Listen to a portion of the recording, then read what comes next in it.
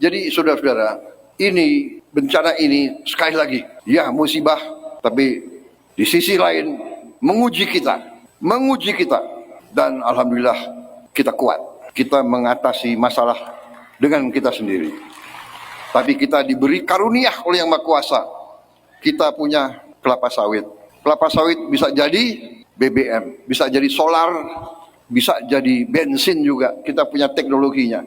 Tiap kali saya kasih instruksi B50 atau B60, nanti ada pakar-pakar keekonomian, harganya begini, harganya begitu. Tapi kalau kita tidak hati-hati, kalau kita tidak punya teknologi, kalau pabrik-pabrik pengolahan tidak siap, kalau terjadi apa-apa, baru kita nanti merasakan. Sekarang dengan bencana di Sumatera saja, bagaimana repotnya kita mengantar BBM ke daerah-daerah bencana.